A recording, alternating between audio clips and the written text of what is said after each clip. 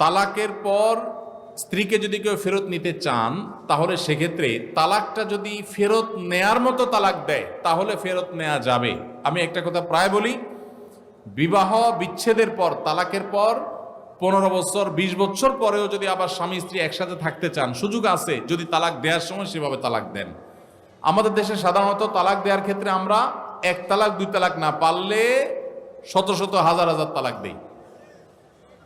স্ত্রীকে একা না পারলে স্ত্রী 14 গোষ্ঠী সহ তালাক দেয়, আছে না নাই?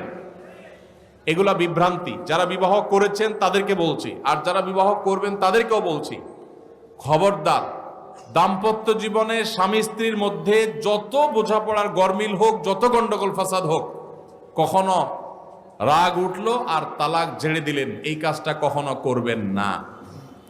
আমি আমার এক উস্তাদ খুলনা দারুল উলুমের, ওনার কথা প্রায় বিভিন্ন জায়গায় বলি, হুজুরের কাছে তালাকের মাসআলা নিতে আসলে মাসআলার উত্তর দেওয়ার আগে ওনার গদির নিচে যে বেত থাকতো, ওই বেত দিয়ে আগে এক দফা পিটাই নিতেন। সে কোনো অফিসার, সে কোনো ব্যবসা প্রতিষ্ঠানের মালিক, এসব দেখা দেখি নাই। তালাকের মাসআলা কোনো পুরুষ লোক জানতে আসছে, এই মাসআলার উত্তর দেওয়ার আগে উনি বেতটা বের করে শরীরে যত জোর আছে জোর দিয়ে 4-5টা বাড়ি আগে মারতেন, এরপরে বেতটা রাইখা বলতেন, এবার বলো মাসআলা কি। কারণ চুন থেকে নুন খসলেই তালাক। তালাক কি মায়ের হাতের মোয়া? মনে চাইলো তালাক দিয়ে দিলেন। একটা সম্পর্ক থাকা না থাকার ব্যাপার। এখানে পুরুষরা যেরকম আছে, অনেক মেয়েরাও আছে, কিছু হলেই বাবার বাড়ি দৌড় দিবে, হইতে না হইতে বলে না তোমার সংসার আর করবো না, আবার বেহায়ার মতো সেই সংসার ঠিকই করে। আর এই ঠিক ঠিক বলা পুরুষদের মধ্যে বহু পুরুষ আছে যে চুন থেকে নুন খসলেই বলে না তোর সাথে সংসার করবো না। এই ছোট লোকই সবাই করবেন?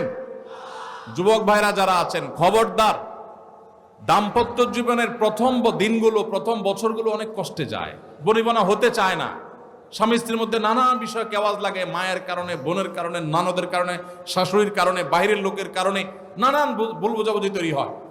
দিন যত অতিবাহিত হতে থাকবে, যত পারিবারিক জীবনটা সামনে এগোতে থাকবে, লাস্টিং করতে থাকবে, সন্তান বড় হতে থাকবে, ইনশাল্লাহ দেখবেন এগুলো সব হারায় যাবে। যারা ধৈর্যশীল তারা সবর করে, যারা অধৈর্যশীল তারা আগে ভাগে রাস্তা দুই দিক করে ফেলে। এই জন্য ধৈর্য সহ্য ছাড়া কখনো পারিবারিক জীবন টিকানো সম্ভব নয়। ঘরে ঘরে তালাক হচ্ছে। আমি তালাক নিয়ে একটা লিফলেট তৈরি করছি, ইনশাল্লাহ সেটা অচিরেই হাজার হাজার মানুষের কাছে আমরা পৌঁছায় দিব যে বিবাহের আগে তালাক সম্পর্কে সতর্ক হন। বেশিরভাগ মানুষ তালাক দিয়ে এসে এরপরে চোখের পানি ফেলে, এসে বলে হুজুর দিয়ে ফেলেছি এখন কি করব।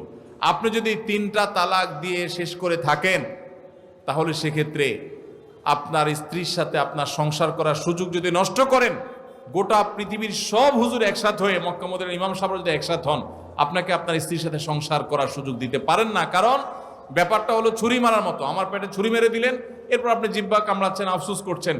আফসুস আপনি করতে পারেন, আমি আর জীবিত হয়ে যাব না। দাম্পত্য সম্পর্কটা এরকম।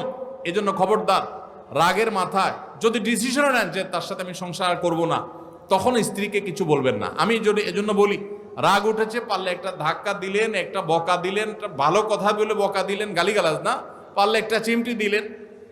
যদি আপনি অন্যায় করে থাকেন তাহলে আপনার বিচার করা যাবে। কিন্তু যদি তালাক দিয়া বসেন, সালাতুন জিদ্দুহুন্না জিদ্দুন ওয়া হাজলুহুন্না জিদ্দুন, নবীজি সাল্লাল্লাহু আলাইহি সাল্লাম বলেছেন 3টা কাজ ইচ্ছাকৃত করলে যা হবে, দুষ্টমি করে করলেও তা হবে।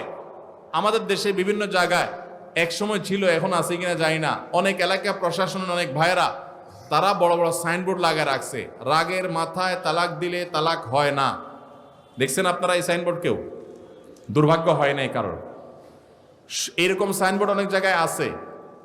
আমাদের দুর্ভাগ্য যে আমাদের ফতোয়া অনেক সময় আমাদের প্রশাসন অনেক বাইরেই দিয়ে দেয়, রাগের মাথায় তালাক দিলে নাকি তালাক হয় না। তালাক কি মানুষ মহব্বত করতে করতে দেয়? স্ত্রীর সাথে মহব্বত, ভালোবাসা, আতিশয্যে তালাক দিয়ে দেয়? তালাক তো দেয়ই রাগের মাথায়। তবে শরীয়ত বলে রাগের মাথায় আপনি ব্যালেন্স হারিয়ে তালাক দিয়ে পরে আফসোস যেন করতে না হয়, এই জন্য আপনাকে সবর করতে হবে। তালাক দেওয়ার ডিসিশন নিয়েছেন, স্ত্রীর একটা মাসিক পার হওয়ার পর্যন্ত অপেক্ষা করতে হবে। আসলো আর মুখ দিয়ে তালাক বলে দিলেন, জি না। তালাক দেওয়ার নিয়ম শুনেন, যেভাবে তালাক দিলে আবারও ফেরত নিতে পারবেন কখনো চাইলে, সেটা সুযোগ কখন হবে।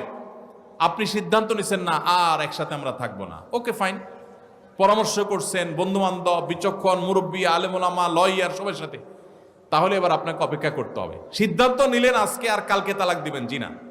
অপেক্ষা করতে হবে একটা মাসিকের, মাসিক পার হবে, এরপরে পবিত্রতা আসবে, সেই পবিত্রতার পিরিয়ডে শারীরিক কোনো সম্পর্ক হওয়ার আগে আপনাকে তালাক দিতে হবে। এটা হলো তালাকুস সুন্নাহ। এভাবে শরীয়ত তালাক দেওয়ার নির্দেশ, যদি দিতে হয় এভাবে দিতে হবে। কেন শরীয়ত এতগুলো স্টেপ অবলম্বন করছে জানেন? কারণ শরীয়ত এনশিওর করতে চায় আপনার তালাকটা খুব বিচক্ষণতার সাথে, বুদ্ধিদীপ্তভাবে, সুচিন্তিতভাবে হয়েছে, ঠান্ডা মাথায় হয়েছে, বুঝে শুনে হয়েছে।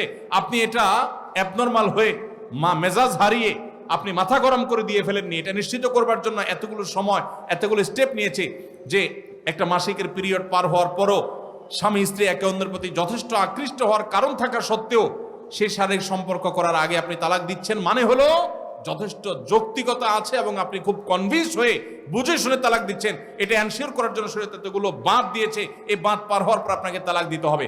আমাদের দেশে হাজারের ভিতরে 999 জন মানুষ তালাক দেওয়ার সময় মুখ দিয়ে আসলো আর পট করে তালাক দিয়ে দিল।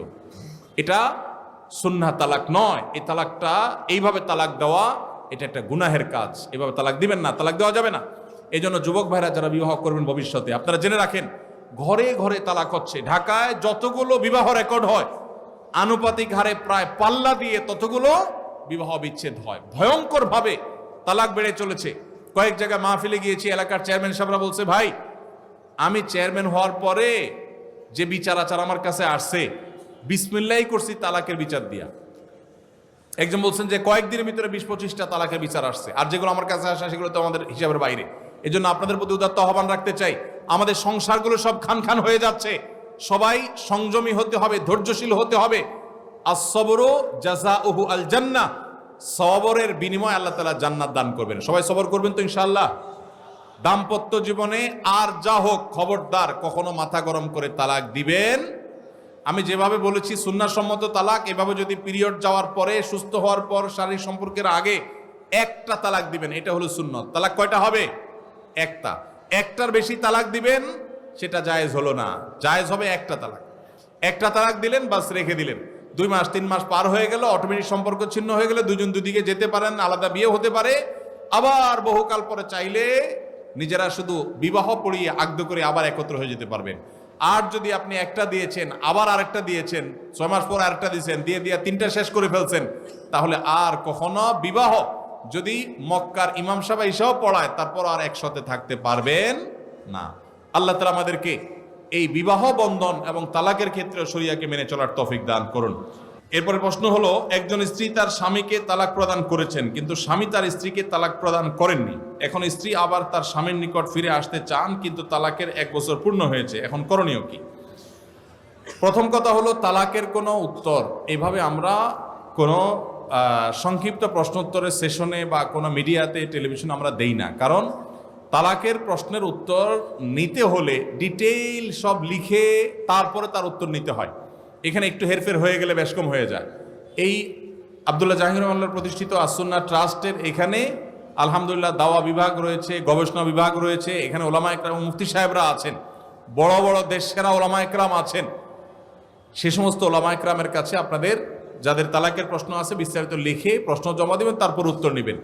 আমি এই প্রশ্নের উত্তরটা স্কিপ করলাম, এটা ফতোয়া বিভাগে উপস্থিত হয়ে তারপর উত্তর দিবেন। কারণ এক পক্ষের কথা শুনে বা আংশিক কথা শুনে তালাকের উত্তর দেওয়া যায় না। এখানে একটা সম্পর্ক থাকা না থাকার ব্যাপার, ডিটেল শুনতে হবে। সবচেয়ে ভালো হয় লিখিতভাবে প্রশ্ন করবেন, তার উত্তর ফতোয়া বিভাগ থেকে নেবেন, ডিটেল লিখবেন। এরকম সংক্ষেপে 2 লাইন 3 লাইন না।